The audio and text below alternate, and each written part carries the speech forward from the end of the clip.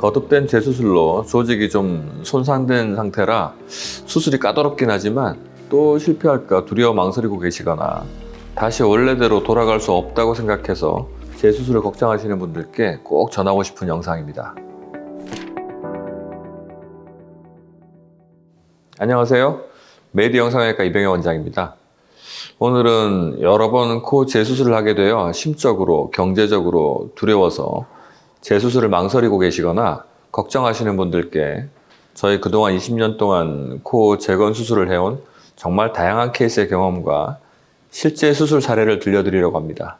우선 8번이나 코 재수술을 했고 다른 병원에서 다 수술 못하겠다고 해서 저한테 오신 분이 계셨는데요. 8번째라는 재수술은 아직도 기억이 생생합니다. 저는 지금도 코 재수술에 대해 말씀드릴 때는 항상 마음이 무거워집니다. 코에 염증이나 기능적으로 문제가 생겨서 4번, 5번 그 이상으로 코 재수술 받은 분들은 몸도 마음도 상처를 많이 받은 상태라서 저도 상담할 때 그 어느 때보다 진중하게 환자분들과 이야기를 나눕니다. 그래서 지금 코 재수술 고민하고 있는데 또 실패할까 망설이고 계시거나 다시 원래대로 돌아갈 수 없다고 생각해서 힘들어 하시는 분들께 꼭 전하고 싶은 영상입니다. 코 재수술 환자분들이 걱정하시는 거는 하나입니다.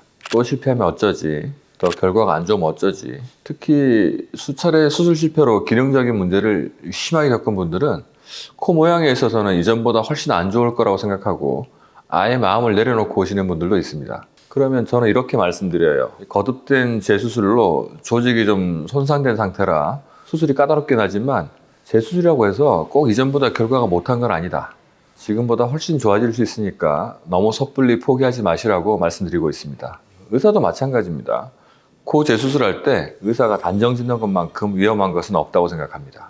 제가 코술 상담을 할 때 환자분께 이렇게 하겠다라고 장담하지 않습니다. 첫 번째 코 수술이든 8번째 코 수술이든 코 수술은 코 내부를 정확하게 진단해서 기능적인 부분과 미용적인 부분에 대해 환자의 상태에 맞는 비중적 양이 충분한지, 내부 조직 상태가 얼만큼의 힘을 버틸 수 있을지 없을지 경험과 노하우를 바탕으로 수술 전에 코 상태를 정밀하게 예측하고 수술 재료나 수술법을 정확하게 계획할 수 있어야 됩니다. 첫 번째 코 수술도 이런데 하물며 여러 번 재수술을 받은 코라면 어떨까요? 이전에 수차례 반복된 재수술로 조직이 많이 변형되고 손상된 상태이거나 더 하겠죠. 특히 코 재수술은 변수가 참 많습니다. 어떤 분은 코끝이 함몰되고 콧대가 거의 주저앉은 상태였는데 코 내부를 보니 비중격이 거의 사라진 상태였습니다. 기본적인 코의 뼈대도 갖춰져 있지 않고 연골의 손상도 심했습니다. 그 재수술 시에 코의 내부를 눈으로 확인하기 전에는 CT로도 확인이 불가능한 부분의 변수들은 수술 전에는 절대 알 수 없고 코 수술을 하는 과정에서 발견하게 되는데 이런 변수를 맞닥뜨리면 의사는 어떻게 할까요? 저는 코 재수술을 하는 의사에게 가장 필요한 것은 수술적인 테크닉도 중요하지만 그보다 정확한 판단력이 더 중요하다고 생각합니다.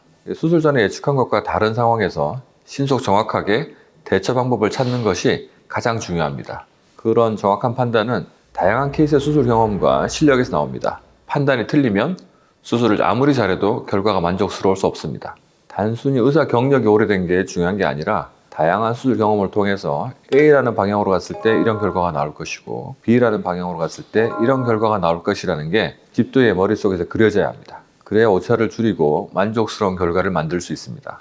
현재 코 상태에 이르게 된 원인이 뭔지, 원래 조직이 얼만큼 손상되었는지를 파악하고 그걸 어떻게 보완해야 하며 기능적인 문제를 해결하면서 동시에 환자가 만족할 수 있을 만한 높이를 세울 수 있는지, 또 그만큼 높이 세우려면 어떤 재료가 적합한지 이 모든 판단이 서야 합니다.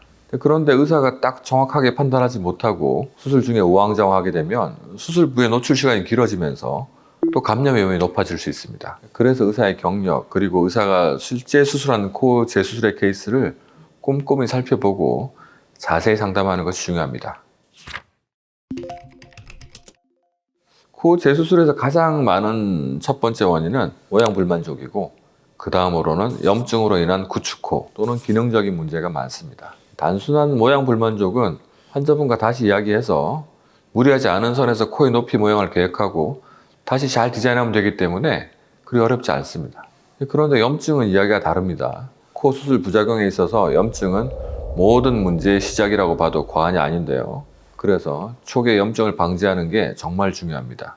염증은 다양한 경로를 통해서 수술 부위를 감염시켜서 부작용을 일으킵니다. 그래서 어느 한 부분이 아니라 수술 전 과정에 있어서 각별히 신경을 써야 합니다. 염증은 대부분 코 속에 이식된 재료가 오염됐거나 봉합 과정에서 이물질이 들어가거나 실이 오염된 경우에 발생합니다. 염증이 지속되면 흉터가 생기고 주변 조직이 구축되면서 코가 짧아져서 구축이 생기는 건데요. 저희 메디형에서는 수술실 자체를 무균실로 운영하고 있고 이식 재료를 철저히 소독하는 것은 물론 수술 부위도 수술 중에 계속 세척하고 소독하면서 초기의 염증 발생을 철저하게 방지하고 있습니다. 많은 분들이 코 수술한 뒤에 코끝에 연골이나 이식된 재료가 비치는 이유가 코끝 피부가 얇아서 그런 거라 생각하시는데, 물론 그런 경우도 있지만 그보다는 코가 점점 짧아지면서 당겨 올라가서 티가 나는 경우가 더 많습니다. 이런 구축코라는 게 하루아침에 되는 건 아니고 서서히 진행되는 거라서 코끝에 뭔가 비치거나 코가 좀 들리는 것 같고 압박된다고 느껴지면 하루라도 빨리 전문의에게 정확한 상담을 받아보시는 게 좋습니다.